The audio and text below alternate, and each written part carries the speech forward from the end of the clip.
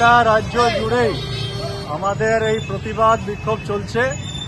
BJP শাসিত রাজ্যগুলোতে পরিযায়ী যে শ্রমিকেরা কাজ করতে গেছে তাদের অপরাধ যে তারা বাংলা ভাষায় কথা বলছে।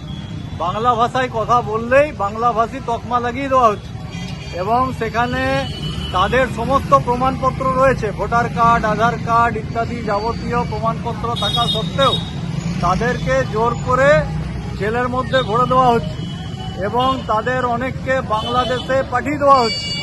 তাদেরকে দিনের পর দিন খাবার না দিয়ে আটকে রাখা হচ্ছে।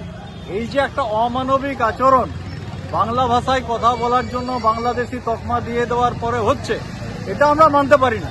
কারণ আরএসএস বিজেপি চাইছে গোটা দেশে এক ধর্ম, এক ভাষা, এক দল, একটাই নেতা থাকবে। ওরা হচ্ছে নানা ভাষা, নানা মত, এই দর্শনে বিশ্বাস করে না, এই মতে বিশ্বাস করে না। ওরা মনে করে যে একটাই দল থাকবে, সেটা হচ্ছে বিজেপি, একটাই ধর্ম থাকবে, একটাই ভাষা থাকবে, অন্য কেউ থাকতে পারবে না।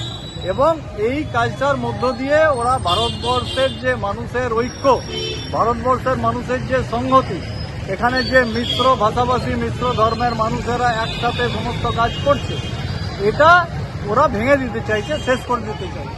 তার প্রতিবাদে আমাদের আন্দোলন শুরু হয়েছে। আমাদের আগামী দিনে এই আন্দোলন আরও জোরদার হবে। সমস্ত মানুষকে ঐক্যবদ্ধ করে খেটে খাওয়া মানুষের রুটি রুজি, কর্মসংস্থান, এটার জন্যই হচ্ছে আমরা আন্দোলন করছি। আগামী দিনে সেই আন্দোলন আরও জোরদার হবে। আমরা এই কারণে বিক্ষোভ দেখালাম যে আরএসএস বিজেপির ভিন্ন চক্রান্ত, আমরা পশ্চিম বাংলাতে ওদের সফল হতে দেব না। এটা রবীন্দ্রনাথের বাংলা, নজরুল ইসলামের বাংলা, এই বাংলা হচ্ছে বিদ্যাসাগরের বাংলা, বিবেকানন্দের বাংলা।